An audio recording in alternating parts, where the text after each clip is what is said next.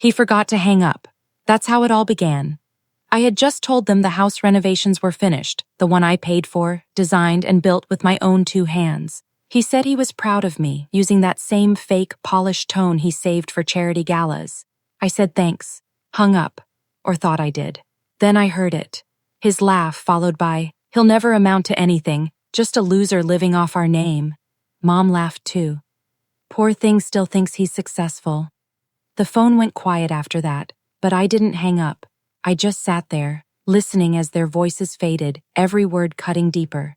I didn't yell or cry. I just froze in the middle of the house I'd built for them, their vacation home, the one they bragged about to their friends. "Our son's property," they'd say. "We're so proud." They never paid a single cent for it. But that was about to change.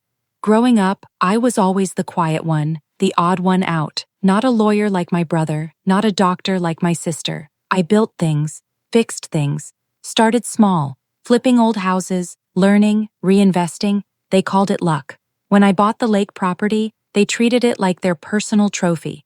"You wouldn't even have a roof if it wasn't for us," Dad once said, swirling his wine in my living room. I swallowed it then, but not anymore.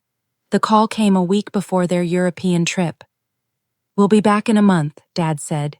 "Make sure the place is ready for us." "Of course," I replied. He didn't catch my tone. He never does. The morning after they left, I made my move. I called my realtor and told her to list the house, quietly. No public listings, cash buyers only. She hesitated. "Are you sure?" she asked. "Completely," I said. 3 days later, it was sold, $980,000 paid in full. While the paperwork moved, I moved faster. I cleared every drawer, every picture, every reminder of them. I packed my essentials and called the movers at midnight. By sunrise, the place was empty, bare walls, cold floors, silence where their laughter used to echo. I left one thing behind, a note taped to the front door. "The family loser did this." They came back from Europe on a Friday. I know because my sister texted me that morning, a family selfie at the airport with the caption, "Home sweet home." I didn't reply.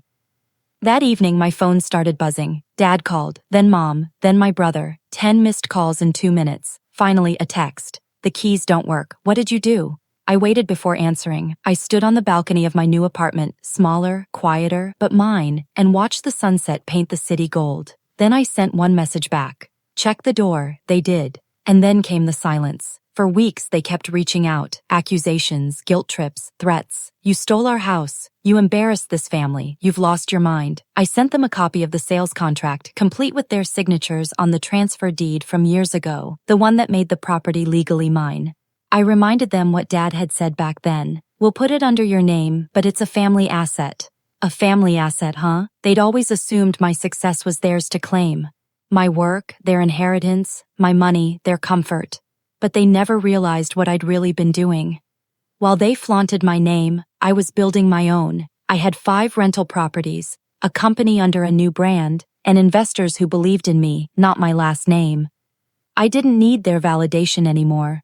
I just needed space, distance. The last time I saw them was months later in court. They were trying to claim emotional damages over the house sale. Their lawyer held up photos of the empty rooms and the note on the door, calling it cruel. The judge asked me one question. "Mr. Hayes, did you own the property legally?" "Yes," I said. "Case dismissed." Dad wouldn't even look at me as he walked out. Mom muttered something about betrayal. My sister just stared, but I saw it, that shift in their eyes. For the first time, they understood I wasn't the quiet, obedient son anymore. I was something they'd never respected, independent. Now I live far from that town. No calls, no guilt, no fake affection. Just the hum of my tools, the smell of sawdust, and the peace of knowing everything around me was built by me. Sometimes, out of habit, I drive down that lake road, not for nostalgia, just curiosity. The house is gone now, torn down by the new owner, replaced by glass and steel.